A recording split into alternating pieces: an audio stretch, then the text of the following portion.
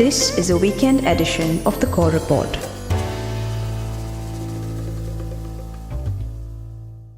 Hello and welcome to this special Core Report. Manmohan Singh, former Prime Minister and Finance Minister of India, died on the 26th of December in New Delhi. Dr. Manmohan Singh was born in September 1932. He was an Indian economist and politician who served, as we know, as Prime Minister of India from 2004 to 14 and earlier as the Finance Minister of India. Dr. Singh had a brilliant academic record right from school onwards till Punjab University in Chandigarh and then later University of Cambridge in Great Britain and then on to earning a doctorate of economics from the University of Oxford and then subsequently held a series of positions in the government of India, in India as well as outside India. Manmohanomics was the term that many used to define his brand of economics and his approach to economic issues and challenges. How would that work today? And how could we contrast his approach to economic challenges of the 90s? And how would they pan out in today's economic context once again? So to discuss that in some detail, I'm joined by AK Bhattacharya, Editorial Director of Business Standard, and also by Shankkar, Aiyar, veteran economic journalist and author. Both of them have met with, interacted and interviewed Dr. Manmohan Singh many times over the years and have fond memories and interesting anecdotes to which we'll come to as well. So, Shankkar, it's over to you. Tell us about the 1991 story where you wrote about the 21,000 kilograms of gold that were being secretly airlifted, what that meant and what that led to. Well, I had just come back from Bangalore and somebody called me and said that you should go to the airport. So I asked for some more details. And that person, till today, I suspect who it was, but that person hasn't confirmed. So it's like a source. Told me about this large cargo being airlifted. So when I went to the airport, I saw this huge cargo aircraft and then I saw the RBI vans and all. And, after 5 hours of tottering around the airport and the customs enclosure and sort of sneaking past guards and all, I found out that it was gold. And then I got the destination from the air traffic control pretending to be someone. They thought I was from RBI, so they happily told me the destination and everything. So once the story was published, all hell broke loose and, RBI had a press conference, Parliament had a session at that time and all. Some days after the story was published, Manmohan Singh came to Mumbai, hosted by Murli Devra at a lunch at CCI. And typically, as Murli Devra would have it, he said, "Ye badmash hai jisne wo story likha," and introduced me to Dr. Manmohan Singh. So Dr. Manmohan Singh asked me a very simple question. He said, "Are you against reforms?" So I said, "No, sir. This is a story that I would have done anyway." So I said, "Why would you say that? And what was your reaction? Were you upset when the story came?" So he said, "Your story crystallized or brought the attention of the nation on the grave crisis that we faced. And so in a way, it turned out to be a boon, which was something amazing. Normally politicians are pretty upset about something being exposed. So he said, your expose brought the attention of the nation to that story." And he was in touch with me for some time over various issues. The points that followed, which is the partial convertibility of the rupee, which again I had broken, and I had done that story while in Indian Express. And whenever I would meet him, there would never be a mention about all the mischief, as he called it, that I was up to.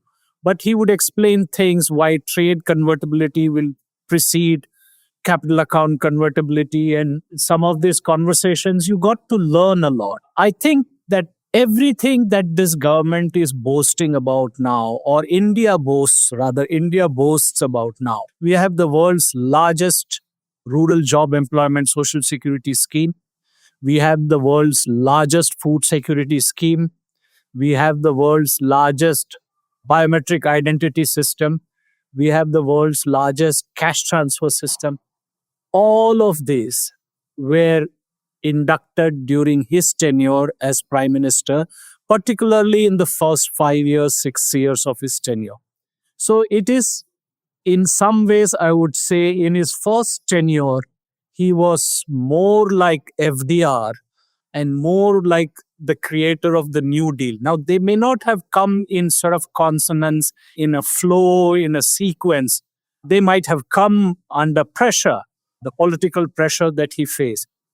And each of these steps today stands India in great stead in whatever crisis that we face. And the most important thing, where it mattered, he stood for. So I call him a patriot, a professional, and a politician. In a patriot because he fought all odds to have the nuclear deal done. I think some of his own party, the High Command, were not completely convinced about the idea of the nuclear deal, but that was a tremendous achievement. Right. AKB, you've written a very exhaustive article on Friday in Business Standard where you've traced his very impressive arc from 1971 till 2014 through his various positions, some of which, and I'm sure many of which most people may not even know about. The fact, for example, that he was Secretary General of the South Commission in Geneva, he was Economic Advisor in Ministry of Trade. The fact that trade itself was an important grounding for him, which may have obviously helped him look at or rather shape his policy or his approach to policy. So if you were to look at the 3 or 4 key things he did in 1991, around the time or just after Shankkar's story was published and it became clear that India was already facing a crisis. So he did 3 or 4 things. He devalued the currency, 18% in 2 installments. He liberalized the licensing policy for everything except 18 sectors. He removed restrictions of growth. India had this amazing thing that you could not grow unless you got a license to do so. And he also he started the process of reducing PSU or public sector enterprises or state-owned enterprises monopoly. And then he also worked on the tax regime and he started bringing it down, company regime, customs duty, and so on and so forth. So if you were to look at the sum total of all these moves and then start looking forward, what would you say? And I'll have several questions to this, but let me ask you the first one. How would you define the way he looked at this whole thing as the problem statement? I mean, what to him was the problem statement? And maybe Shankkar referred to it indirectly when he talked about, do you want reform or not? And how did he, in his thinking or in his thought process, define his solutions to the problem statement? And we'll try and use that as we go along, even to maybe our contemporary issues. I look at Manmohan Singh in 3 different avatars. The first avatar is from 1971 to 1991. The second avatar is 1991 to 1996. The third avatar is from 2004 to 2014. And in the third avatar, he has got 2 incarnations, if I may use that expression. Now, in the first avatar, what he does is that he actually plays the role that the government of that time was actually wanting him to play. In a sense that even though his PhD thesis in Oxford was about export liberalization, he was actually part of a system wherein controls were very much in vogue and he could do little to unshackle the economy in the 1970s and the 1980s till India got into that crisis. He even, to a point that Manmohan Singh in his first avatar was actually advising the RBI that how RBI's autonomy is eventually defined by the government of India. But the same Manmohan Singh, when he goes to RBI, he talks about why government should decide on what is the foreign investment norm. And he loses that case in the Supreme Court. So the first avatar is a Manmohan who is young, who is an economist, but he does not have that, I would say, either over the body politic as well as the overall opinion in that time, in that era, was not supporting his cause. His last stint in that first avatar is that as the South Commission Secretary General, wherein he laid the foundations of what is today's. Shankkar talked about what all he did is today's mantra, is that he first laid the foundation of South-South cooperation. Now, today the talk about Global South is actually, he laid that foundation in 1990, his report. Now, that is the first avatar. The second avatar is actually what you gave in detail, is that of a finance minister who is responding to an unprecedented crisis on the fisc as well as in the balance of payments. Now, and that's what Shankkar referred to as a gold being mortgage. And then you talked about the devaluation, the delicensing, public sector monopoly being broken.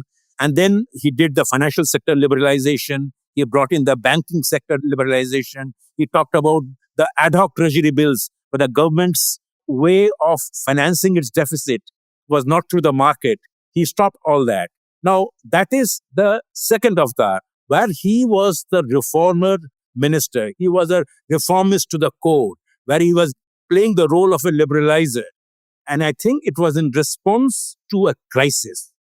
Once the crisis dissipated, crisis was getting over, I think his overall enthusiasm about reform was on the wane.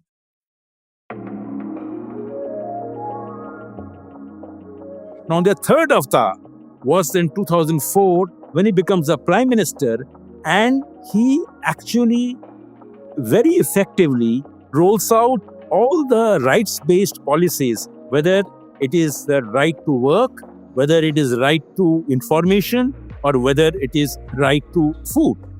Now, right to food came later in 2013 in his second stint. But the first stint, he started the work also on the biometrics-based identity system, which will become the benchmark for your all benefit transfer scheme. But his third avatar also saw how he, in his second stint, he allowed the economy to go downhill. The government fiscal deficit was on a decline. Inflation, retail inflation, out of those 5 years, out of 4 years, were in double digits, retail inflation, in that second stint of his third avatar. And of course, the charges of corruption leveled against his government. But I don't think he could do very much there. So if you have to look at Manmohan Singh, it is impossible to define him only as a prime minister or as a finance minister or as a technocrat in the ministries of commerce and finance and a little bit on the RBI. So therefore, when I look at Manmohan Singh, I'm a little, I would say, not confused, but I start wondering which Manmohan Singh should I actually look at? The first avatar, the second avatar, the third avatar. I think the defining Manmohan Singh is in his second avatar, where he was in his true elements, where he could do things.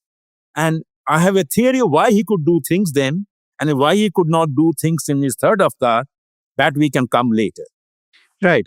That does lead me to a question referring to what you talked about, the waning of interest in reform. Is that something that was peculiar to Manmohan Singh? Is that a imprimatur of most governments in India that, they do not respond unless in crisis, which has also become like a urban legend? What happens in the Indian political economy is this, that the crisis induces the best reforms. And I think when the crisis was over, I think the demand for reforms was also on the wane. So when 2004, all boats in the world were rising and Indian boat was also rising. So there was no demand for reforms. You could use the government resources to introduce one after another rights-based policies at the cost of the exchequer. Even the National Food Security Act of 2013 meant a lot of government money.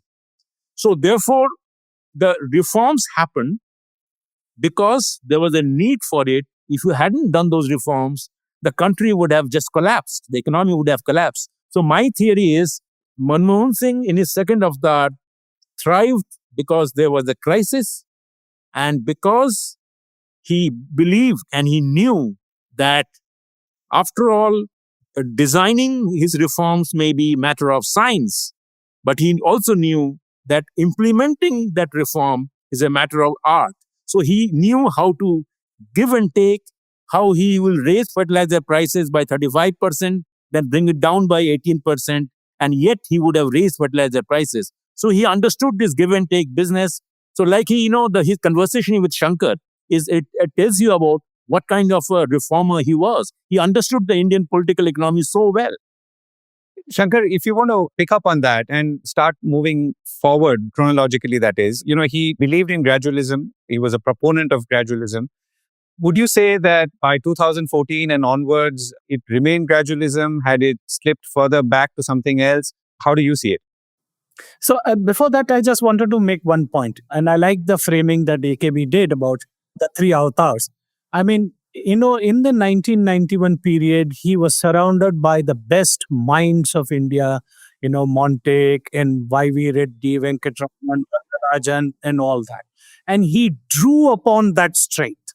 When he became the prime minister, he was surrounded by bright people who were aspiring to take over from him. But he was a Democrat, so he allowed and the party function allowed.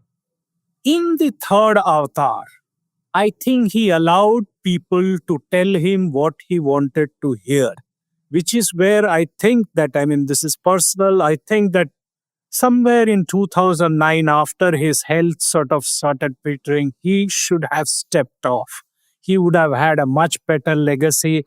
Somebody like Pranabda, who would have taken over from him, may have dealt with the politics of that time better. But to come to what you're saying, 1991, he could bring the economy back from the brink because A, there was a crisis, B, he had Narasimha Rao. And Narasimha Rao was the industries minister who dismantled the license Raj. He kept the ministry with him. Now, when we look at it, what's happening is that you have a prime minister who is a great communicator, who wants to do something, who has a penchant for slogans, for acronyms, and sort of wants to have a more digital economy and everything.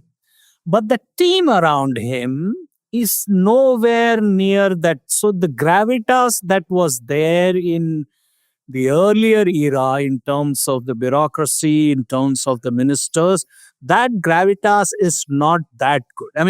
If you look at today's government, you will see who are the best performing minister. Nitin Gadkari sort of pops out. Okay, and then Ashwini Vaishnav. There are 2 or 3 people who are doing their stuff. The other thing that's happening here is that this is a government that is largely centralized.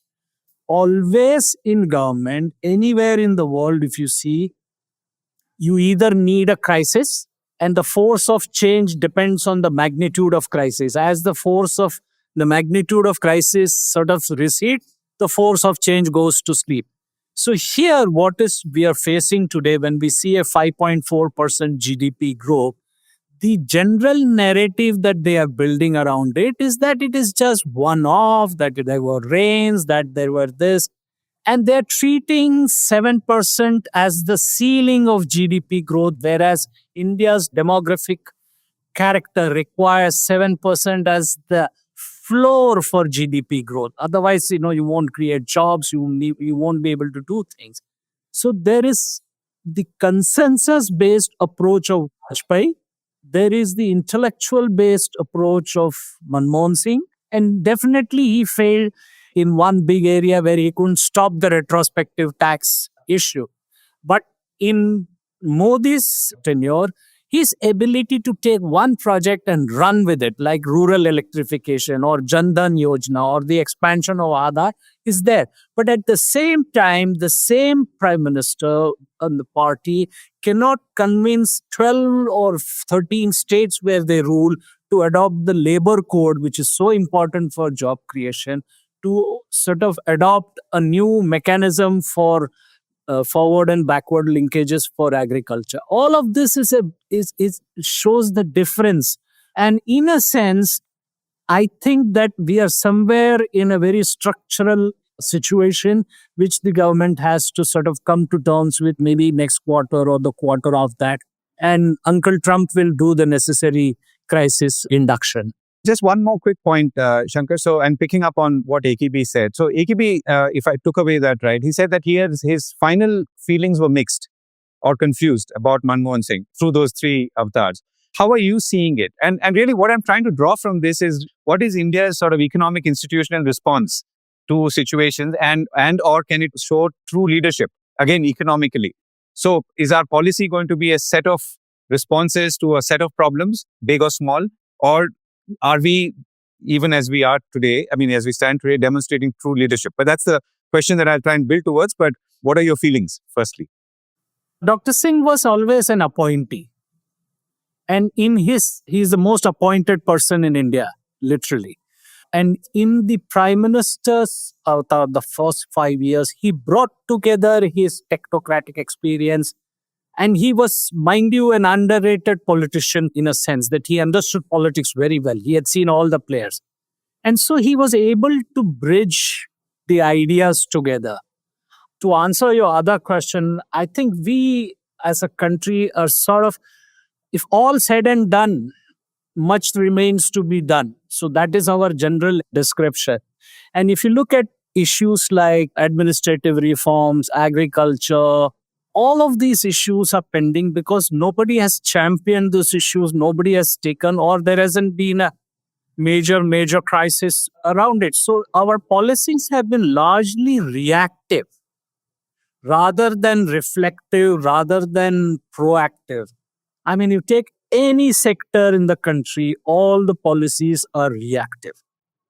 AKB, so if you were to now drill down, since Shankkar has already helped us do that, again, to go back to 91, he devalued the currency, he liberalized the licensing policy, he removed restrictions, MRTP or the Monopolies Restricting Trade Practices Act, and PSU, public sector units, and then taxation.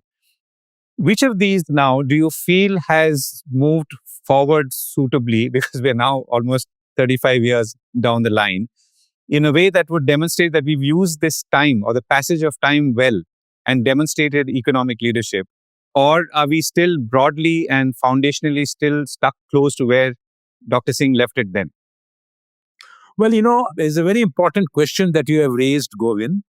I think what has happened in the last 4 or 5 years, I do see a slide back of sorts. A slide back particularly on our trade policy.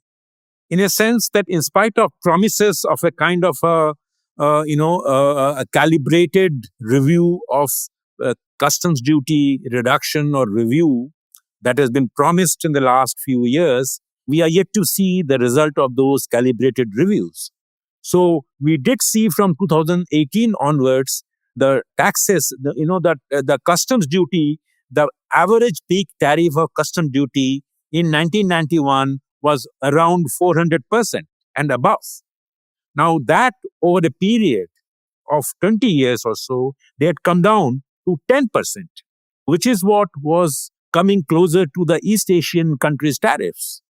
Now you see a trend that 2017-18 onwards, you see those average peak tariffs are gradually going up. So there is a sense that the domestic industry needs some sort of a protection to do well. Now that to my mind is a slide back. But on other fronts, I would say that economic reforms have maintained the same direction. The only one proviso, the qualification I will make is that for all his brave policies in 1991 to 1996, Manmohan Singh, given the state of the Indian economy and its policies, was actually plucking the low-hanging fruit. In terms of the economic policy framework, liberalizing, there were difficult decisions, there were bold decisions, but at the same time, they were low-hanging fruit in India's political economy, which did not really require state involvement. Now, in the factor market reforms, I think these were the difficult reforms that were left undone, unreformed. Now, remember that Manmohan Singh announced an exit policy as the finance minister, but he went back on it because he realized that an exit policy for labor is just not acceptable. And he beat a hasty retreat. And so his argument was that you have created an exit for industry, you need to create an exit for labor as well. So Manmohan Singh in his second avatar, he plucked the low-hanging fruit. And in 2004 to 2014, I don't think he showed that stamina or the appetite for going deeper into those factor market reforms, or whether it is land. On the contrary, on land, he went back. His land acquisition policy was actually a retrograde step in terms of industrialization. His labor policy, he did not move at all. On agriculture, he did not do anything. On the contrary, it is the Modi government which has tried to move on with the land, labor, and agriculture. But once again, given the nature, the fraught nature of India's political economy and being a federal structure, and where the states have a lot of say, except GST, and that too a flawed GST in my view. You have nothing you have seen of reform, which is a real reform involving states. So what Manmohan Singh achieved in his second avatar, he did not achieve in his third avatar, except those rights-based policies and the Aadhaar, the cash benefit transfer scheme, the health insurance scheme for all. You had the National Food Security Act of 2013. So all that has happened. And just in response to what Shankkar said, that the Vodafone tax was a classic example of one of the weaknesses of Manmohan Singh in his third avatar. In Manmohan Singh in his second avatar was the master of ceremony as far as recruiting his team was concerned. He built a personally handpicked team in Montek, in Reddy, in Shankaracharya, and even Ashok Desai for a short while. But he did not show that element of his ability to pick his team. On the contrary, he became a good prime minister, a prime minister who would allow his cabinet ministers to decide not only on what needs to be done, but also pick their own secretaries. I'm aware of cases where a minister would veto a recommendation of a secretary made by the prime minister in prime minister's third avatar, Manmohan Singh third avatar. Now, this is exactly the problem that arose on the Vodafone tax, where Pranab Mukherjee was very keen on introducing the retrospective tax, but the prime minister asked him, he was not in favor of it. He asked him that, do you want to go ahead and do it? The Pranab Mukherjee said that if I don't do it, then there will be a lot many more cases. To which the prime minister said, okay, if you think it is good, go ahead and do it. So he was being a good prime minister. He allowed his finance minister to perform and operate. Now, was he being really a good prime minister? I will keep my words. Right. And I'm going to come to some personal anecdotes from both of you in a few minutes. But I was reminded, I think, from your article again, AKB, that when Manmohan Singh was Reserve Bank of India governor, Pranab Mukherjee was the finance minister and his boss. And later on, the equation reversed to the point that you were just referring to, where Pranab Mukherjee was, or rather, he was Pranab Mukherjee's boss as the prime minister. So there could be obviously more to it, but that's not something we'll go into today. Shankkar, an important aspect of what Manmohan Singh did in 91 was the reaction of industry. So if you remember the Bombay Club, I mean, we all remember the Bombay Club, and industry was upset because one swoop, duties were being brought down, licensing was being removed, because that was obviously, all of this also worked to the advantage of many businesses. My question, however, is this: the courage that, if you want to call it that he demonstrated at that point in taking on both people in the political space, but also people in the business space, have we seen that subsequently? And do you think that business operates in the same, business and politics, or politicians, particularly, let's say, finance minister, prime minister, operate in the same level of, let's say, I don't know, balance, if you want to call it? I mean, whichever way you define balance, as it used to be then. Well, he was supported by an armada that was Narasimha Rao. I mean, Narasimha Rao was a polymath. I mean, he was extraterrestrial in his ability to manage different weaknesses. I mean, he thrived on vulnerabilities of people and parties and all. It was a different, I mean, we can't compare any other prime minister with that kind of thing. And then there was Vajpayee, who had such a big stature. I remember when the VSNL privatization was happened, almost everybody around the table said no. And Mr. Vajpayee simply said, "Acha isko karna hai," and that's how it got privatized. I mean, he had that kind of stature. In a different way, while the ability to deal with the smaller constituency of corporates and companies and the interests of the financial world, prime ministers have been plus and minus. But no prime minister has been able to take on the might of the state government. See, every N.T. Ramarao used to say, every inch, the center is a conceptual myth, and that every inch of India is ruled by the states. So any subject that is under the state domain, education, health, land, local taxes, in terms of labor code, no prime minister has found the courage to sort of deal with, because that is real Schumpeterian politics. If somebody who is as powerful, as almighty as Narendra Modi has sort of shied away from some of this big. Twice he tried to reform. Once the Land Acquisition Act, when the slogan then thereafter was "Kill the Bill." The second time in the reforms on the agriculture sector. And he could not bridge the gap within his own party. His party completely capitulated to the vested interests of state governments. You look at the ease of doing business. I mean, if you want to open a shop or a restaurant or a hotel, you need between 50 and 60 clearances. No prime minister or cabinet minister wants to touch that area. The only minister who has brought down the number of clearances and made it a shorter distance to thing is Nitin Gadkari.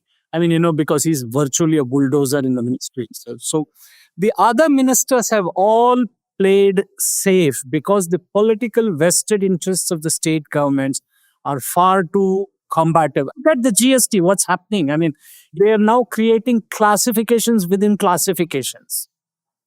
Got it. AKB, may I put the same question to you? So, Bombay Club, or rather industry, it was clearly put in its place, in a manner of speaking, in 91, because Manmohan Singh, maybe with the political capital and tailwind he had, refused to even think about them, look at them, respond to them. Today, I'm sure they thank him, or at some point at least they thanked him.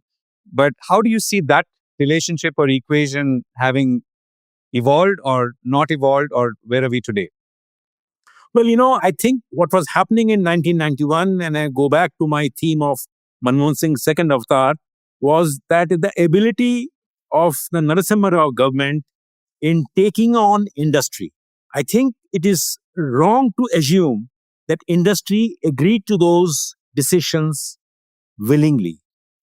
I am aware, and I was an active reporter at that time, and I knew and I know how industry was not happy with many of the decisions that the Narasimha Rao government under Manmohan Singh's finance ministership were taking. So it requires some courage, some clear vision, some kind of consensus building exercise. Before a decision is announced, you take people on board so that those decisions get implemented. There is a policy of 2 steps forward, 1 step backward. Now, I don't see those avenues are being explored under the current dispensation. Reform, as Manmohan Singh used to say, that designing reform is science, but implementing reforms or executing reform is an art. And I think this art is missing in the current dispensation, where if you want to reform agriculture laws, which are in the basic agriculture laws are in the state sector, the state list. Now, if you have to neutrate, you have to take the states on board. Look at the GST problems right now, because you have not been able to take the states on board through consensus building. You are not being able to rationalize the rates. You are continuing to go with 5 or 6 rates. And forget about the fact that your popcorn is taxed in various rates. So therefore, going forward, you need a situation, you need a dispensation that acknowledges the role of consensus building, acknowledges the role of consultation, acknowledges the role of states to be on board or on the same platform as the center to decide on future reforms. Because remember, these are not going to be easy reforms. These reforms requires full states participation. So therefore, going forward, the journey of reform will continue to be fractious, continue to be challenging, unless there is better understanding and awareness on the part of the dispensation in understanding and appreciating the logic and nature of political economy that prevails in India. You use the term clear vision, and let me use that or rather frame it as a slightly broader question. And if you look back in the 30, 40 years, because I'm concluding, though I hope, I don't know whether rightly, that maybe Manmohan Singh was very good at intermediate vision, but not necessarily very long-term vision. And intermediate vision plus response, good execution, but maybe not long-term. My question nevertheless is, are we still then, after all these years, still lacking in that clear vision? My sense is that there is a need for a long-term vision. And I do believe that Manmohan Singh and Narasimha Rao, and even Manmohan Singh as a prime minister, he did have this long-term vision. He also, of course, he had the benefit of an intermediate vision. But the question is that execution skills. I always compare Manmohan Singh as prime minister and Manmohan Singh as finance minister.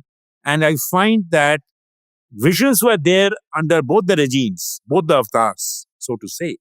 But what was missing was one, he did not have a well oiled team when he was the prime minister, but as finance minister, he had a well oiled team, very effective, efficient team. The second thing was, as a prime minister, he was not always his own boss. He himself used to say that there cannot be two power centers in any governance structure, which means that there has to be only one power center. And in UPA 1 and UPA 2, there was this big debate about Manmohan Singh. Was he always the final boss of things to do? He did show that he was a final boss when it came to India-US civil nuclear deal, because he risked the government's life or tenure and went ahead for it. But on all other issues, I think he did not show that conviction to go that extra mile to implement his vision, in my view. Right. And Shankkar, if I may put the same question to you, clear vision or a clarity of vision, 1991 to today, was that the best in terms of, because, I mean, when we look back, it was momentous decisions, but also brought about by circumstances. Versus today, do we have clearer vision? Are we still responding to the problems of the past? Or in your mind, maybe if I could add a supplemental to that, I mean, who has had in the last 50 years the best economic vision for India? But you can answer that in the same sequence. I think every government has had some 25-year-old plan for 25 years, 5 years, 10 years, Viksit Bharat 2047. All of these are basically aspirational thoughts. I mean, Franklin Roosevelt was the longest serving president, I think, if I'm not mistaken, in the US. And there's a book written on him called The Juggler, where actually all his New Deal came through different circumstances. In the case of India's reforms, I think what happens is that the regimes respond to situation. So context changes everything. So they respond to the context. And unlike the 91 period where the financial sector or the economic team was very powerful and they got things done, in the second, when he was prime minister between 2004 and 9, his cabinet had a decent team, argumentative, but yet decent team, and they got some things done. The third avatar that he had, which AKB nicely said, the final incarnation as prime minister, there he has, I think, sullied his copybook by having yes men, the kind of team that he had around him. So all the reforms that we have said, we are very proud of saying that no reform has had a U-turn in India and stuff like that. But most of the reforms have been low-hanging fruits. The real next-gen reforms are waiting for the next generation to do it or the next crisis to sort of make it happen. I don't think vision, the idea of grand strategy sounds good, but as long as when you have a team to execute it. So both of you have interacted with Dr. Manmohan Singh, but the anecdote that I'm trying to draw out, because I heard it in some other context, and I was trying to reach out to that person. He could not join today because he's also in a remote place where there's no access. You know, instances where you felt where he was able to combine his very simple and humble approach to life with his very macro job, or maybe sort of one illustrated the other or one informed the other. So are there anecdotes from your encounters that you can think of? So I have two anecdotes. One, I will tell you about, the basic decency of a person. So P. Chidambaram had a book release which Manmohan Singh insisted should happen at his house, at the Prime Minister's house. And as soon as the event got over, he got down from the dais and started walking very speedily towards the end of the banquet where the tea and coffee were served. On the way, he stopped and asked Chidambaram, because Chidambaram's mother had come for the release of the book. and he asked Chidambaram's mother, can she have tea or coffee? So Chidambaram said, yeah, she has tea and coffee. So he went, got a server with both tea and coffee, stood and served the tea and coffee to Chidambaram's mother. I mean, whatever else was happening in their political thing, and that is the case. The other thing, when I last met him some couple of years back or whatever, I sort of jokingly asked him, I said, sir, all your former devotees and disciples have jumped the fence and have proved themselves to be ideologically flexible. How do you see that? So he sort of smiled and he said, people have to find ways to confront the challenges of their time, which I thought was the most sophisticated definition of opportunists that you could. And he laughed after that. I mean, he was a terrific listener, and in a sense, I mean, everything. He never once told me that you've written this, I didn't like this, or whatever. Never.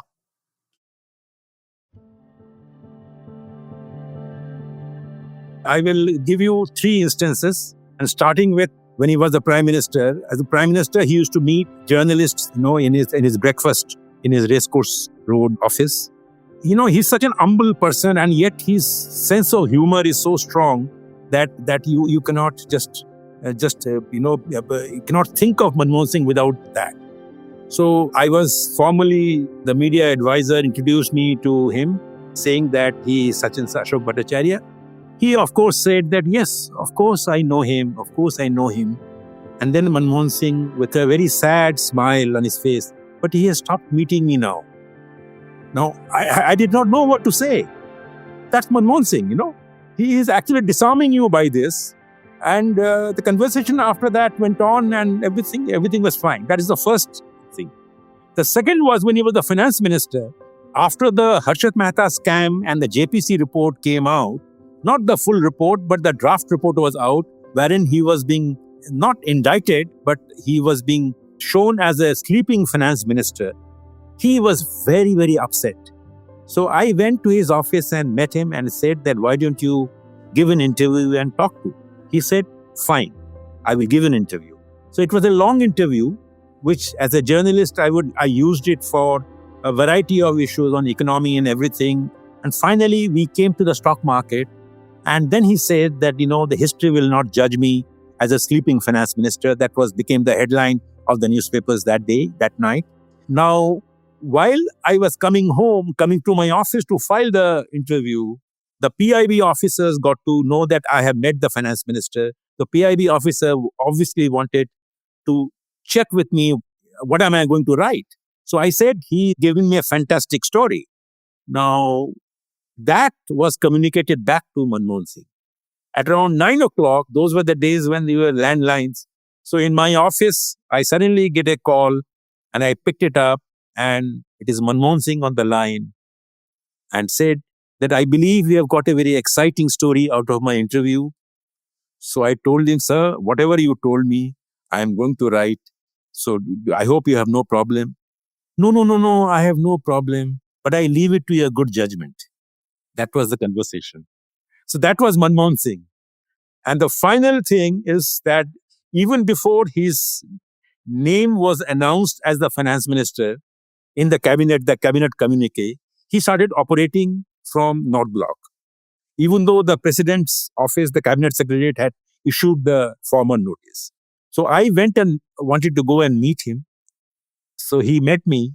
He sat on the same sofa where I was seated next to me. And I said, sir, how is the state of the Indian economy? Obviously it was no good. You know what he did? He extended his right hand to me and said, will you like to feel my pulse?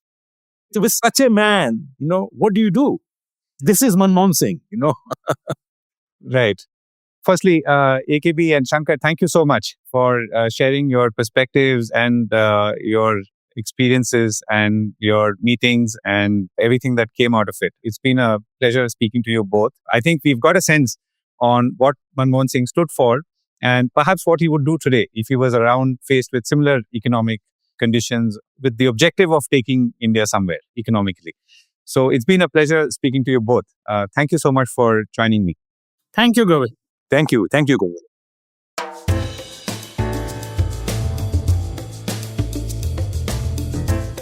That was the Core Report with me, Govindraj Ethiraj.